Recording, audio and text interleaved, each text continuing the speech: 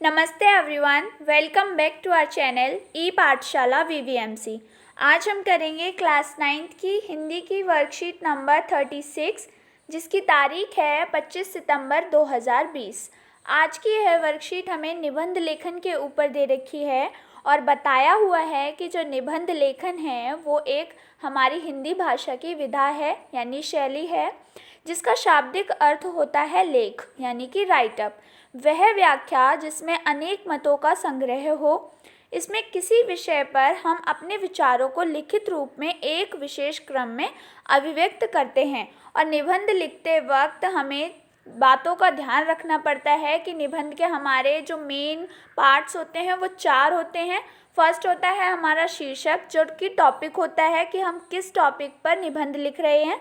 Second होता है भूमिका, यानी कि उस टॉपिक को डिफ़ाइन करने के लिए हम 4 से 5 लाइन में उसे बताते हैं कि वो टॉपिक आखिर है क्या, तो उसको हम बोलते हैं भूमिका। थर्ड है विस्तार, जिसमें कि हम पूरा निबंध जो होता है, टॉपिक होता है, उसे इलेबोरेट करते हैं। एंड लास्ट वन इज़ निष्कर्ष। तो ये 4 अंग होते हैं हमारे निबंध के, ठीक है। और यहाँ पर हमें बताया है कि आप नीचे दिए गए संकेतों के अकॉर्डिंग आपको शीर्षक पहचान कर निबंध लिखना है। इन संकेतों का वाक्यों में प्रयोग कर ऊपर बताए गए क्रम को ध्यान में रखते हुए एक निबंध लिखना है। तो इन बॉक्सेस को पढ़ना पड़ेगा हमें ये जानने के लिए कि आखिर हमारा शीर्षक है क्या। स्वतंत्रता यानी आज़ादी। भारत लगभग 200 वर्षों तक अधीन रहा। देश गुलामी से आज़ाद हुआ। बहादुर लोग देश के लिए अपना जीवन समर्पित करते रहे। देश को स्वतंत्र कराने के लिए अंतहीन बलिदान दिए। सेकंड बॉक्स है देशभक्ति और देश प्रेम के लिए उन्हें याद किया जाता है। इनके कारण स्वतंत्र हैं। देश को अन्याय और शोषण से मुक्त कराने के लिए लड़े, लोगों की सुरक्षा के लिए तत्पर रहे, हर परिस्थिति से गुजरे, कई यातनाएं सही, जन जन को प्रेरित किया, स्वतंत्रता आंदोलनों का नेतृत्व किया, मौलिक अधिकारों के प्रति जागरूक किया। इनकी अंतहीन सूची है जिसमें से कुछ प्रसिद्ध हैं। तो यहाँ पर कुछ प्रसिद्ध हैं, कौन लोग दे रखे हैं हमें? स्वतंत्रता सेनानी। तो बॉक्स पढ़कर हमें अब तक समझ आ गया है कि हमारे निबंध का जो टॉपिक है वो क्या है? स्वतंत्रता सेनानी। तो चलिए निबंध लिखना शुरू करते हैं। हमारा निबंध कुछ इस प्रकार है, जिसका शीर्षक है हमारे स्वतंत्रता सेनानी। फिर सेकंड पार्ट है हमारा निबंध का भूमिका। स्वतंत्रता सेनानी वे बहादुर और दुस्साहसी लोग थे जिन्होंने ब्रिटिश शासन से अपने देश के लिए स्वतंत्रता प्राप्त करने के लिए अपना जीवन समर्पित कर दिया था। उन्होंने अंतहीन बलिदान दिए ताकि हम अपने देश में स्वतंत्र रूप से रह सकें, खुशियों का जीवन जी सकें। ब्रिटिशर्स भारतीयों पर शोषण के कई अन्यायपूर्ण कार्य करते थे, यानी कि अत्याचार वगैरह करते थे, फालतू में जेल में डाल देते थे हमारे स्वतंत्रता सेनानियों को। इसलिए ये स्वतंत्रता सेनानी ऐसे लोग थे जो इन ब्रिटिश लोगों का सामना करने और उनके साथ अपने देश की स्वतंत्रता प्राप्त करने के लिए लड़ने की हिम्मत रखते थे। तो ये हो गई हमारी भूमिका निबंध की। तो हमारे 2 पार्ट्स खत्म हो गए। फर्स्ट इज शीर्षक, सेकेंड इज भूमिका। अब थर्ड है विस्तार, जो कि हमारे टॉपिक को इलैबोरेट करेगा। तो हमारा विस्तार है, लोग हमेशा उनकी देशभक्ति और अपने देश के लिए प्यार के लिए उन्हें याद करते हैं। हम और हमारी आने वाली पीढ़ियां कभी भी उनके बलिदान और कड़ी मेहनत के लिए उन्हें धन्यवाद नहीं दे सकती हैं। स्वतंत्रता सेनानी वे लोग हैं जिनकी वजह से हम स्वतंत्रता दिवस मना पा रहे हैं। कई स्वतंत्रता सेनानी लोगों को अंग्रेज़ों की क्रूरता से बचाने के लिए युद्ध के लिए चले गए।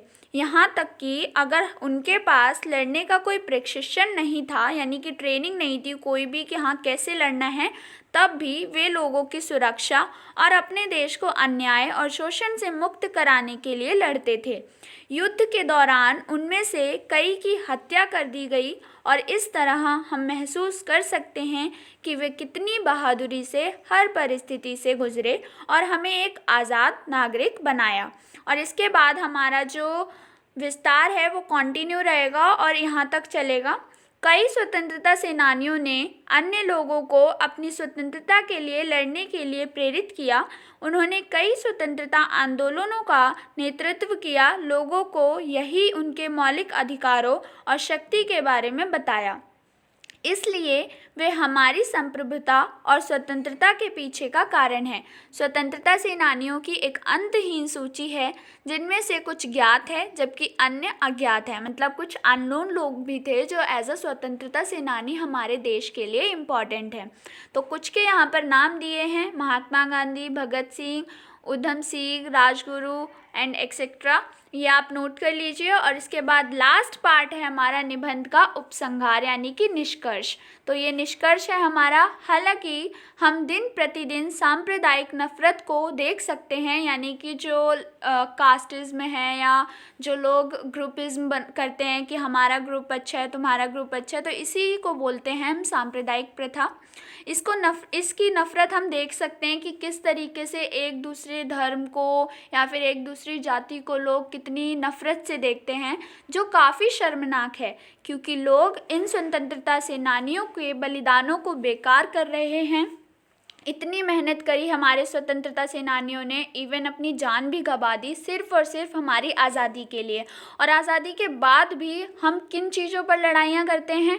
धर्म, जाति, भेदभाव और जो भी अनटचेबिलिटी वगैरह है, इन चीज़ों को लेकर हम अभी भी पूरी तरीके से जागरूक नहीं हुए हैं।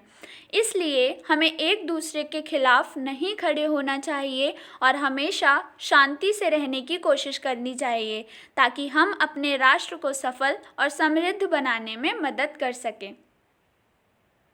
तो कुछ इस तरीके से मेरा निबंध था। आप अपनी लाइंस भी ऐड कर लीजिए, या फिर अगर ये जो 3 बॉक्स हैं इनमें से आपको कोई लाइन ज़्यादा अच्छी लग रही है, आप उस लाइन को भी ऐड कर सकते हैं विस्तार में। तो धन्यवाद इस वीडियो को देखने के लिए। Don't forget to subscribe our channel e Pathshala VVMC। और आशा है कि आपको यह वीडियो पसंद आई होगी, आपको यह वीडियो वर्कशीट नंबर 36 करने में सहायक रही होगी। Thank you for watching this video.